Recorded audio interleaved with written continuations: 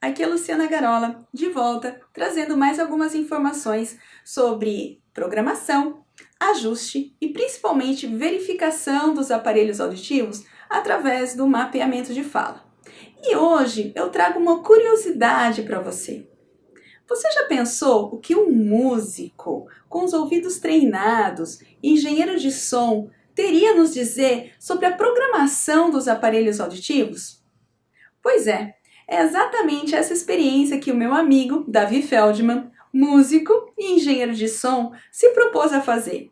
Nós programamos o aparelho auditivo para uma perda de audição linear a 50 dB em todas as frequências, para que ele tivesse a ideia de como seria ouvir o aparelho auditivo na programação das empresas, né, na regra prescritiva proprietária, depois na regra NAU, NL2, e depois na regra DSL.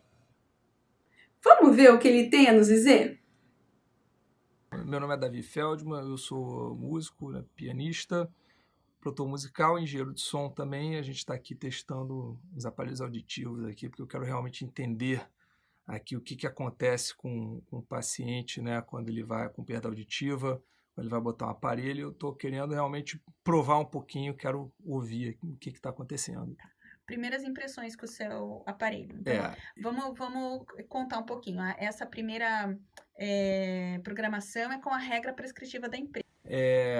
olha, a princípio, assim, eu estou ouvindo um pouquinho muito agudinho demais. A gente não está ouvindo com 100%, eu acho, ainda da coisa, né? São 70%. Mas tem um pouquinho de... Tem um pouquinho de... Eu queria ouvir num volume um pouquinho mais alto para realmente ter certeza dessas coisas, mas eu estou achando ele um certo exagero ali na parte aguda, começando em 3.000, 4.000, 5.000. Mas o S tá bom, a sibilância tá boa, realmente é só essas frequenciazinhas do X, né? Tá, então vamos medir, vamos ver se as suas impressões correspondem com o que a gente vê na verificação. Então, a gente acabou de rodar o som de fala, e aí o Davi vai dar as impressões dele sobre a amplificação que recebeu. Pode falar. Isso. Olha, pelo que eu tô vendo aqui, tem muito 3.000, 2.000, 3.000, assim, essa área toda dos médios agudos, ela tá muito, muito acima do que deveria estar. Fica muito metálico. Deixa eu testar mais uma coisinha aqui. Ele tem uma compressão bastante rápida, quer dizer, quando eu falo o S, né, que é tipo 7.000, 8.000, ele não fica demasiado, mas realmente quando eu falo ele tem um arzinho ali, ele tem uma coisa demasiada mesmo. E é por aí, parece uns 3.000, assim, eu tiraria, porque senão fica muito metálico. Muito né? metálico. E a qualidade de som?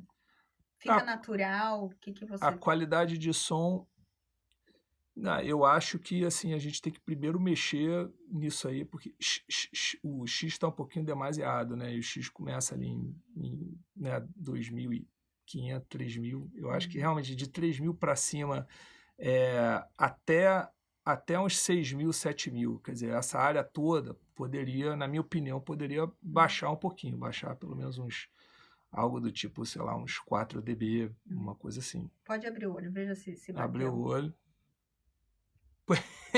Exatamente. Exatamente. Exatamente o que eu falei.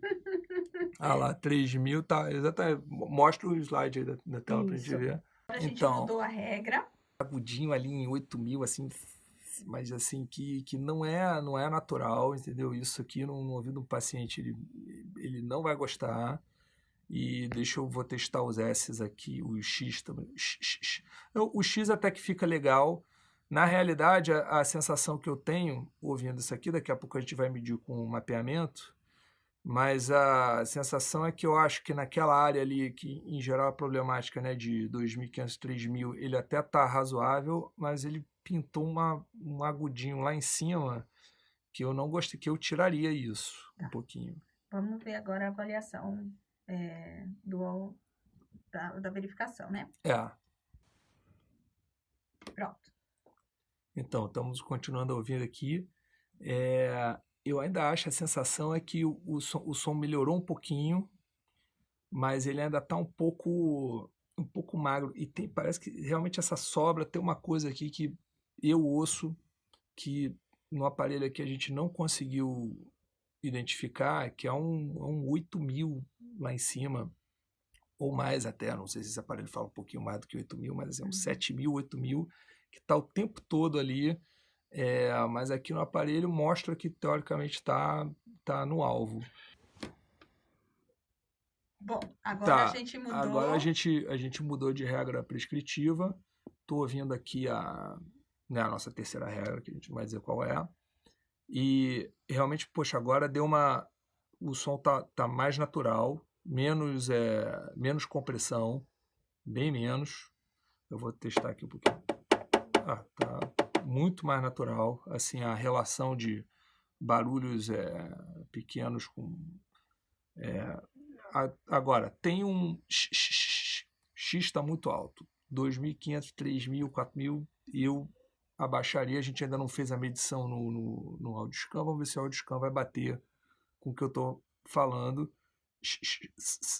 O S está bacana, é o X mesmo, quer dizer, 2.500, 3.000, 4.000.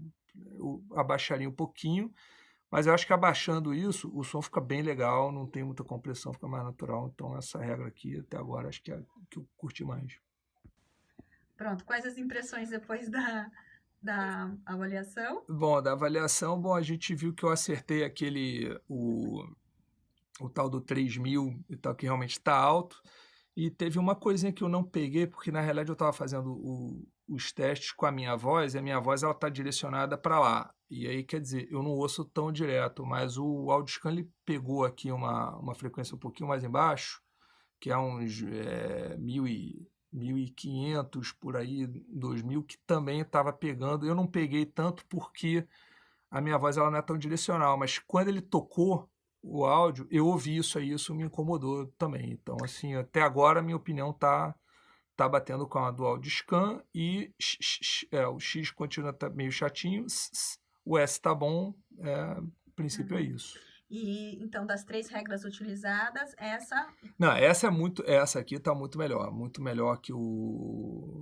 que a segunda e muito melhor que a primeira também, tá muito mais natural, a dinâmica, o que é som forte, ele continua forte no certo sentido, o que é fraco, e o maior problema é isso, né? Quando você começa a inverter a coisa, e aí você fica com muita informação no ouvido que às vezes não é tão necessária. E a conclusão é, ou você é músico para saber exatamente... Ou então você realmente tem que fazer um mapeamento de fala, porque o mapeamento ele vai te mostrar exatamente, quer dizer, fazendo o mapeamento direito, colocando o tubo, fazendo com software apropriado e tudo, ele realmente vai te dizer exatamente o que o paciente está ouvindo, ou melhor, ele vai te dizer o que o paciente está ouvindo e que não deveria ouvir, e que você tem que corrigir, apesar do software do fabricante te dizer outra coisa. Mas a gente tem que se fiar na medição. Obrigada, Davi. Vai ser ótimo todo mundo saber disso. Mas então, a conclusão hoje foi a seguinte, realmente as regras validadas, elas foram um ponto de partida muito melhor, você está muito mais perto do resultado assim, audível e agradável do que as regras da empresa. As regras da empresa a gente teve que mexer muito mais, teve que, entre aspas, entortar o equalizador ali dos softwares de fitting, né, o software de regulagem do aparelho, para você chegar num resultado ali que tenha algum nexo. Quer dizer, as 2 regras que a gente usou, elas realmente você chegava no resultado muito mais bacana, tanto do ponto de vista de resposta de frequência, quanto na resposta dinâmica do aparelho. E basicamente o que a gente fez ali, que eu fiz de ouvido e a gente comprovou também um pouquinho com o AudioScan, é que a gente assim, tinha que baixar às vezes uma certa área ali, mas depois que abaixava, a coisa já ficava bacana. Então é isso aí. E aí? É incrível, não é mesmo? Então a conclusão é a seguinte: Ou nós temos um amigo, um músico, né, com os ouvidos treinados, capaz de dizer exatamente aonde os aparelhos devem ser ajustados ao ouvir o aparelho, ou fazemos um mapeamento de fala em todos os pacientes, para que aí a gente possa saber exatamente quais as frequências que devem ser ajustadas, diminuídas ou aumentadas, para que a pessoa possa ouvir os sons com clareza. Espero que esse vídeo tenha ajudado, tenha esclarecido algumas curiosidades e que agora vocês passem ainda mais a ver o mapeamento de fala como um instrumento imprescindível na verificação dos aparelhos auditivos. Vejo vocês nos próximos vídeos. Até lá!